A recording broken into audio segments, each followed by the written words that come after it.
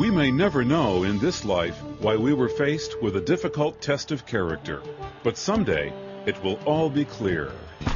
When God evaluates the way we ran the race of life, He'll note every time we obeyed Him, no matter what. He'll reward us for following Him in faith, even when all the evidence said, "Go your own way." Stay with us. From Chicago's Moody Church, this is Running to Win with Dr. Erwin Lutzer, whose clear teaching helps us make it across the finish line. In his series, What is God Up To?, Dr. Erwin Lutzer is using the lives of Joseph, Job, and John the Baptist to show that choosing God is always best, even when it hurts, a principle set forth in 1 John 2, verses 15 and 16. It says, "Do not love the world, nor the things that are in the world. If anyone loves the world, the love of the Father is not in him. For all that is in the world," here we go now, the lust of the flesh, that's what Joseph encountered.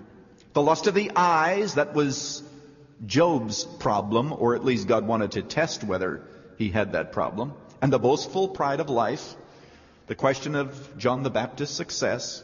All of these struggles, you see, that we face are really the choice between God or the things of this world. And the world is passing away, and also its lusts.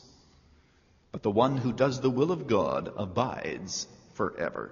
Notice it says, if you love the world, if you make wrong choices, if you choose the things that these three people didn't choose, you do not love God, but the love of the world is in you. What's the bottom line? Let me give you three brief conclusions. The first is that every trial, every temptation asks us to choose God. And you see, we indicate where we stand in our relationship with God by the choice that we make. We yield to temptation. We devalue Him in our minds and hearts.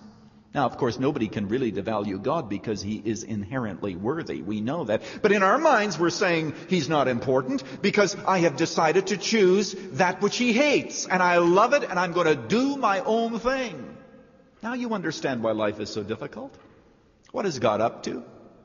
God is up to training us and wooing us and drawing us so that we might love Him so supremely that when faced with trials and temptations, we may always say, "God, you are worth more to me than anything else, and I will choose in your direction no matter how difficult it becomes. And even when it appears as if you are opposed to me, I will assume that your word is true, that you are for me, and I'm going to hang in with you no matter what." And what did Peter say? "The trial of your faith is more precious than gold that perishes, that it may be found unto honor and glory and praise at the appearing of Jesus Christ." That's what God's up to. Glorifying His name through your decision and mine to follow Him, no matter what. You see, long ago I've learned that you can warn people about sin all you like, and it doesn't help much. Helps a little, but not much. The much greater attraction is developing our relationship with God. And when we love Him, sin does not look good. Let me give you a second conclusion. Very important. When we choose for God, we are choosing for ourselves. When we choose for God, we are choosing for ourselves. You see, Satan has set up a false dichotomy. The impression sometimes is given that as Christians, in facing what we call temptation, the real question is, do I do what is good for myself or do I do what is good for God? That's nonsense. That's not the issue.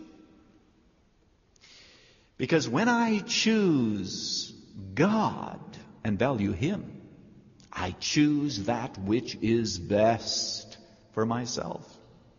Joseph chose that which was best for him. David did not, and look at the consequences. Job chose that which was best for Job. John the Baptist chose that which is best and good for him. And that's why I can say to you without any ambiguity at all, I urge you, please pursue your own happiness. Pursue your own happiness. But do not pursue happiness on a wrong, imperfect level, because that will lead you to pursue sinful ways to become happy, and they will always eventually be aborted and turn to ashes in your mouth. The truest joys, the greatest delight is to delight in God. And that's the route to happiness. There's no dichotomy here. You say, but Joseph chose God and ended up in prison. But there in prison, God was doing something in his life that was so marvelous. God was using Joseph and pruning Joseph that he might become one of the greatest leaders that God would eventually use to get a nation to go down into Egypt. It's all part of God's plan, and he knows best.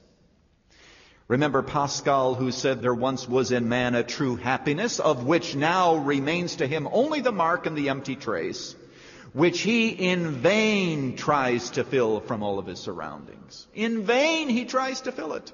Oh, there are moments when it appears as if he is, but it's vain. It has to be vain.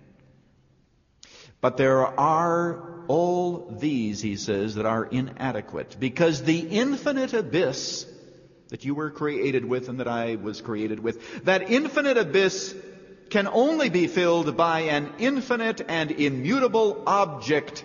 That is to say, only God himself. Only God himself.